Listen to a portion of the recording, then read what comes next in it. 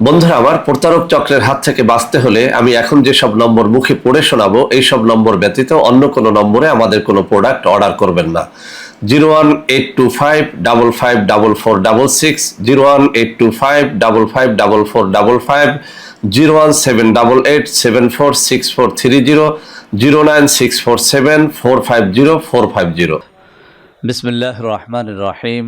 আলহামদুলিল্লাহ রব্বিল আলমিন ওয়াল আকিবাতুল মুত্তাকিন আসসালাতু ওয়াসসালামু আলা নবিয়্যিহি মুহাম্মাদিন ওয়া আলিহি ওয়া আসহাবিহি আজমাইন, আম্মা বাদ। সম্মানিত দিনদার ভাই বোনেরা, আজ আমি আপনাদের জন্য অত্যন্ত চমৎকার একটা ভিডিও নিয়ে হাজির হয়েছি। বন্ধুরা আমার, আপনি নারী হন আর পুরুষ হন, যেই এই মুহূর্তে আমার ভিডিওটি দেখতেছেন, আপনাকে আমি অনুরোধ করব আজকের ভিডিওটি নারী পুরুষ নির্বিশেষে সবাই যেন শুরু থেকে শেষ পর্যন্ত দেখেন। আমি এমন কিছু গুরুত্বপূর্ণ ইনফরমেশন আমি এখানে শেয়ার করার চেষ্টা করব, যেই ইনফরমেশনগুলো আমাদের প্রত্যেকটা ভাই ও বোনের জানা দরকার। বন্ধুরা আমার, আজকে আমি আলোচনা করব কি কাজ করলে বা কি খেলে মানুষের লিঙ্গটা মরে যায়। বন্ধুরা আমার, আমি অসংখ্য ভিডিওর মধ্যে পুরুষের যৌনরোগ থেকে মুক্তি, নারীদের যৌনরোগ থেকে মুক্তি নিয়ে কথা বলেছি। যদিও আমার বোনেরা আমার উপর অনেকেই ক্ষিপ্ত যে আমি আসলে পুরুষদের যৌনরোগ নিয়ে যত কথা বলেছি, নারীদের যৌনরোগ নিয়ে তেমন আলোচনা করিনি। তবে একথাও সত্য যে আমাদের মা বোনদের তুলনায় কিন্তু আমাদের পুরুষ বন্ধুদের যৌনরোগটা অনেক বেশি। আমার এই চ্যানেলগুলো খোলার পর থেকে আমার যত অভিজ্ঞতা হয়েছে, সেই অভিজ্ঞতার আলোকে একটা কথা বলি, শুধু আমাদের বাংলাদেশ নয়, সমগ্র বিশ্বেই যুবকদের মধ্যে শতকরা 90% যুবক এখন যৌন রোগে আক্রান্ত, যেটা মা বোনদের ক্ষেত্রে মাত্র 5 থেকে 10%-এর মধ্যে সীমাবদ্ধ। সঙ্গত কারণেই মা বোনদের যৌন রোগ নিয়ে কথা বলা লাগে না বা প্রয়োজন হয় না, কেননা তাদের মধ্যে এই রোগটা নেই বললেই চলে। তারপরেও আজকের এই ভিডিওটি ভাই ও বোন সকলকে সমানভাবে দেখার জন্য অনুরোধ করব, কেননা আজকের এই ইনফরমেশনগুলো মূলত ভাই এবং বোনদের সবার জন্যই অনেক কাজে দেবে। তো বন্ধুরা আমার, আজকের আলোচনার শুরুতেই কিন্তু আমি বলে দিয়েছি যে আজকে আমি আলোচনা করব যে কোন কোন খাবার খেলে অথবা কোন কাজ করলে পুরুষের লিঙ্গটা একেবারে মারা যায়। বাংলাদেশের বিভিন্ন প্রান্তে যখন আমি সফর করি, যত রোগীরা আমার সাথে এসে দেখা করেন, আমি তাদের সবাইকেই একটা প্রশ্ন কিন্তু করে থাকি, সেটি হচ্ছে যে আপনি মাস্টারবেশন করেছেন কিনা বা করেন কিনা বা এখনও মাস্টারবেশনে রত আছেন কিনা। তো বন্ধুরা আমার, এই প্রশ্নের জবাবে আল্লাহ সাক্ষী 99%-এরও বেশি হবে পুরুষ বন্ধুদের মধ্যে যারা একটা কথা স্বীকার করে থাকেন, অকপটেই স্বীকার করে থাকেন। তারা বলে থাকেন যে মাস্টারবেশনটা তারা করেছেন।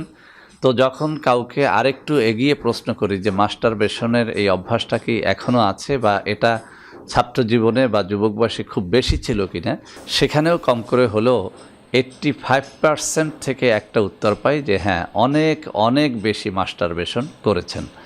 তবে আলহামদুলিল্লাহ, এই প্রশ্নটি অনেক ক্ষেত্রে আমাদের মা বোনদের করা হলে তাদের মধ্য থেকে কিন্তু এই প্রশ্নের হাবোদক উত্তর, অর্থাৎ মাস্টারবেশন করেছেন, এরকম মা বোন খুঁজে পাওয়া যায়ই না। তারপরেও দু একটা রিপোর্ট আমার কাছে আছে যারা স্বীকার করেছেন যে তারা মাস্টারবেশন করেছেন এবং যে কারণে এখন তারা স্বামীর সাথে মিলনে কোনো তৃপ্তি পান না। বন্ধুরা আমার, একটা ভিডিও আপনাদের স্মরণ করিয়ে দেই। এখন থেকে প্রায় 1 বছর আগে ইন্ডিয়ান একটা বোনের ভিডিও নিয়ে আমি এখানে কথা বলেছিলাম। যদিও সেই ইন্ডিয়ান বোনের রিকোয়েস্টে সেই ভিডিওটি আমি ইউটিউব থেকে সরিয়ে দিয়েছি। সেখানে আমি একটা আলোচনা করেছিলাম সেই ইন্ডিয়ান বোনের আমার সাথে যে কথোপকথন হয়েছিল হোয়াটসঅ্যাপে, সেই ভিডিও এবং অডিও রেকর্ডিংটা আপনাদের শুনিয়েছিলাম। সেখানে সেই বোনটা বলেছিল যে একেবারে অবুঝ বয়স থেকে সে তার যোনির ভেতরে আঙ্গুল ঢোকাতো এবং বিভিন্ন রকমের দ্রব্যাদি সেখানে প্রয়োগ করে সে মাস্টারবেশন করত। বেগুন, পটল বিভিন্নের সহযোগিতা নিয়ে সে মাস্টারবেশন করত। এখন সে টোটালি মাস্টারবেশন করে থাকতে পারছেন না এবং মাস্টারবেশন ছাড়া সে তার স্বামীকে তৃপ্তি দিতে পারেন না বা তার স্বামীর দ্বারা তিনি তৃপ্তি পান না। অতএব একথা প্রমাণিত যে মেয়েরাও যদি মাস্টারবেশন করে তাহলে কঠিন রোগে আক্রান্ত হওয়ার সম্ভাবনা থাকে। আর পুরুষদের ব্যাপারে তো একেবারেই প্রমাণিত, শতকরা 90% পুরুষ রোগী মূলত মাস্টারবেশন থেকেই এসে থাকেন। বন্ধুরা আমার, অনেক বিজ্ঞ ডাক্তারদের মতে মূলত মাস্টারবেশন কোনো ক্ষতি করে না, তবে তাদের এই কথার সাথে আমি পুরোপুরি একমত নই। কেননা আল্লাহ রসুল সাল্লাল্লাহু আলাইহি ওয়াসাল্লামের বিভিন্ন সহিহ হাদিসের মধ্যে মাস্টারবেশনকে কঠিনভাবে নিষেধ করা হয়েছে। মাস্টারবেশন বা হস্তমৈথুন করার দ্বারা কি কি ক্ষতি হয় সেই সম্পর্কে আলোচনা করা হয়েছে এবং মাস্টারবেশন বা হস্তমৈথুনকারীর কিয়ামতের ময়দানে কি কি আযাব হবে সে সম্পর্কেও বিস্তারিত বর্ণনা রয়েছে বিভিন্ন সহিহ হাদিসে।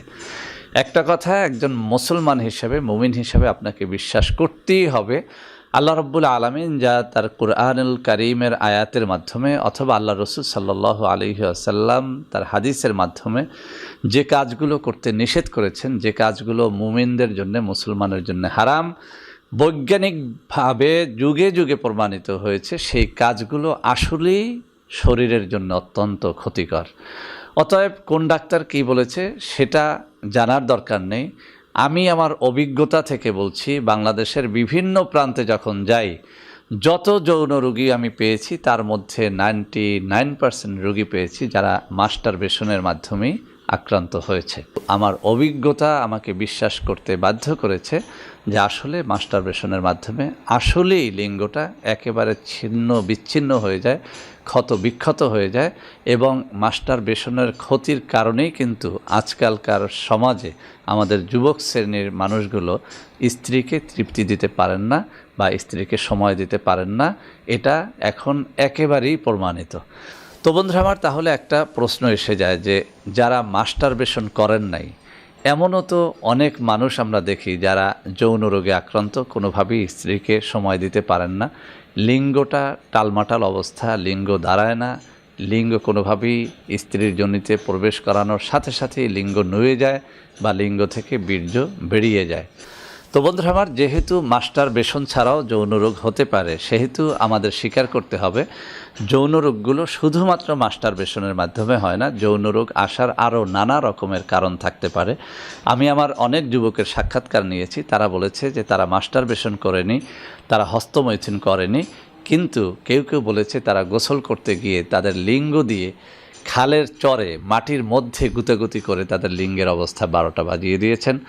কেউ কেউ স্বীকার করেছেন যে তারা মাস্টারবেশন করেননি, হস্তমৈথুন করেননি, ঘুমানোর বালিশ লিঙ্গের ভিতর ঢুকিয়ে তারা বালিশের মধ্যে তারা তাদের লিঙ্গ চালনা করে বীর্যপাত ঘটিয়েছেন, যে কারণে লিঙ্গের অবস্থা এখন একেবারে শেষ পর্যায়ে, অর্থাৎ ক্ষত বিক্ষত হয়ে গেছে লিঙ্গের অবস্থা।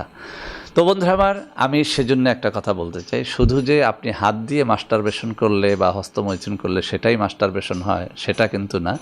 আপনি খালের চরে মাটির মধ্যে লিঙ্গ ঢুকিয়ে লিঙ্গ চালনা করেছেন, মজা নিয়েছেন, ঘরের বালিশের মধ্যে লিঙ্গ ঢুকিয়ে আপনি লিঙ্গ চালনা করে মজা নিয়েছেন, অথবা অনেক যুবক বন্ধুরা বলেছেন যে 2 রানের চিপার মধ্যে লিঙ্গ ঢুকিয়ে মুখের লালা দিয়ে সেখানে পিচ্ছিল ভাব তৈরি করে মজা নিয়েছেন।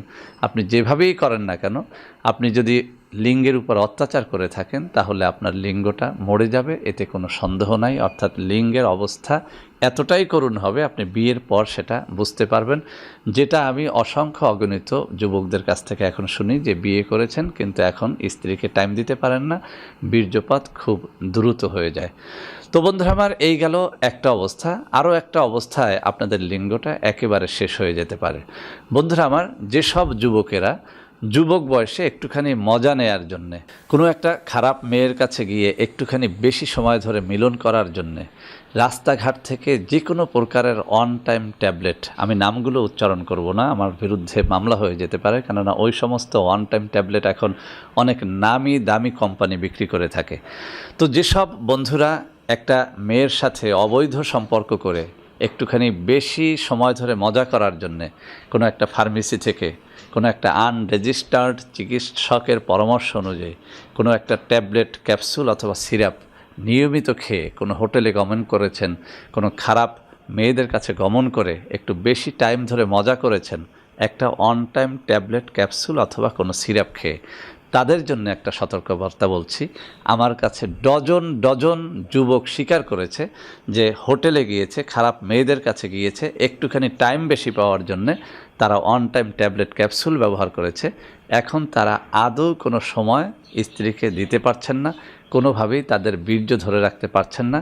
স্ত্রীর যোনিতে লিঙ্গ ঢোকানোর সাথে সাথেই তাদের বীর্যপাত হয়ে যাচ্ছে। তো বন্ধুরা আমার, এই অন টাইম নিয়ে এখন আমি আলোচনা করব। আমি কোনো রেজিস্টার্ড ডাক্তারের সমালোচনা করব না, কোনো রেজিস্টার্ড ঔষধ কোম্পানির সমালোচনা করব না।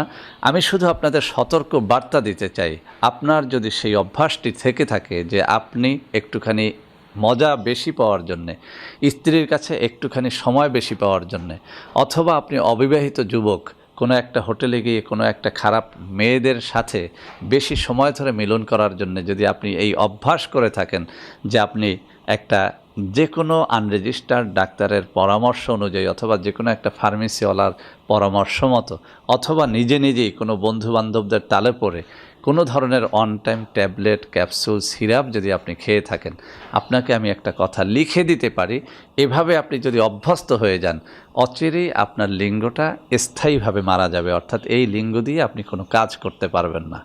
এই যে কথাগুলো বললাম, এটা আমার অভিজ্ঞতার আলোকে বললাম। অসংখ্য অগণিত যুবক স্বীকার করেছে অন টাইম ট্যাবলেট একসময় খেত 50 mg, এরপরে 1-2 মাস পরে 50 mgতেও লিঙ্গ আর দাঁড়ায় না। খাওয়া শুরু করলেন 75 mg, তাতেও লিঙ্গ দাঁড়ায় না। কিছুদিন পরে 100 mgর অন টাইম ট্যাবলেট ক্যাপসুল খেয়েও এখন তার লিঙ্গ আর শক্ত হয় না।